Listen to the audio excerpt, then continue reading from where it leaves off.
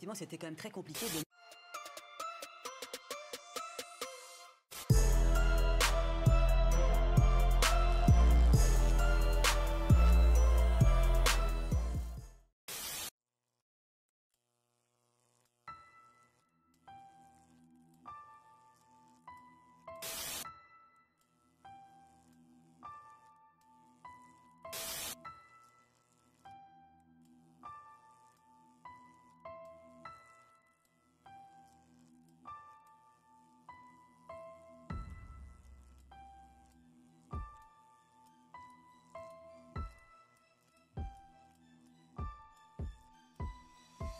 Personne au monde ne dispose de telles armes, a affirmé à plusieurs reprises Vladimir Poutine dans son discours choc devant le Conseil de la Fédération. On ne se sent pas menacé, alors que nous sommes évidemment menacés.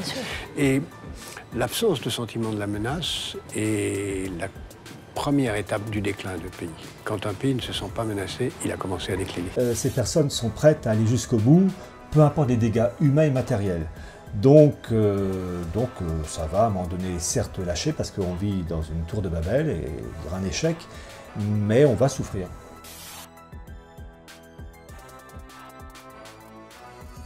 Les élites ne lâcheront pas le projet. Les élites iront jusqu'au bout. C'est ça qui est terrible chez ces personnes-là, il n'y a pas de rationalité, de sens à mesure.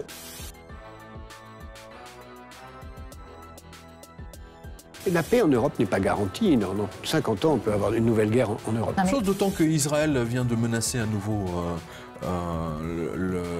l'Iran, hein, oui. Bien entendu, comme par hasard, juste une semaine après que l'Iran ait dit qu'ils abandonnaient totalement le dollar dans leur système de comptabilité pour se faire payer. Voilà. Donc ça fait beaucoup de monde, les Chinois, les Russes, les Turcs, en grande partie. Oui, enfin, tout le monde sort. Je veux dire, et maintenant, là, le dollar se prend un coup sur la tête et qui est absolument terrifiant. Donc, les Américains, je l'ai toujours dit, ça fait 10 ans que je le dis, n'auront pas d'autres moyens. Leur dette est irremboursable. Ils déclencheront une guerre parce que quand il y a la guerre, on remet les pendules à zéro. Si la Russie décidait d'envahir l'Europe, l'Union européenne n'aurait aucune chance de contrer cette offensive. C'est ce qu'affirme Richard Barons, l'ancien général en chef de l'OTAN, aujourd'hui retraité au Times. Pour lui, la Russie pourrait envahir l'Europe en 48 heures grâce à ses troupes, ses avions de guerre et ses navires.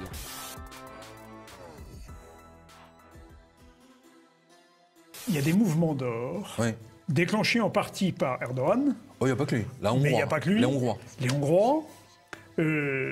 Tout ceci m'inquiète. C'est un côté très 1933. Les frappes occidentales vont durer 1 heure. Depuis la mer Rouge où ils sont basés, 2 navires de guerre américains tirent leurs missiles. Au même moment à Chypre, 4 avions de chasse britanniques décollent. Sur ces images fournies par le ministère français des Armées, des tirs de missiles depuis l'une des 5 frégates positionnées en Méditerranée. 9 avions de chasse français sont également engagés. Après les frappes occidentales en Syrie, la réaction de l'allié russe ne s'est pas fait attendre. Vladimir Poutine dénonce un acte d'agression à l'encontre d'un État souverain. Dans un communiqué publié par le Kremlin, il désigne des raids aériens menés sans l'aval du Conseil de sécurité de l'ONU. Une chose, mesdames et messieurs, de ne pas tomber dans le désespoir, de tenir le coup. La roue tourne. Il y a des peuples, il y a des moments dans l'histoire où on connaît des coups durs. Eh ben, on serre les dents. Et avoir l'espérance chrétienne. Voilà, et on s'en sortira. Tout le monde essaye de récupérer ça sent la son guerre, disons-le clairement. Alors, НАТО подвигаются к нашим западным границам. Инфраструктура приближается, интенденты увеличиваются. Ну а что мы должны делать? Смотреть на это, что ли? Вы же все время говорили, что это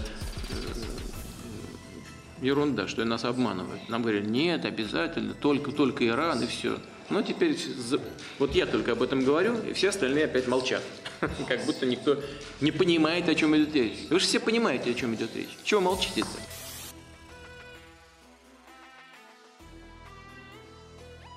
Jusqu'au bout. Jusqu'au bout.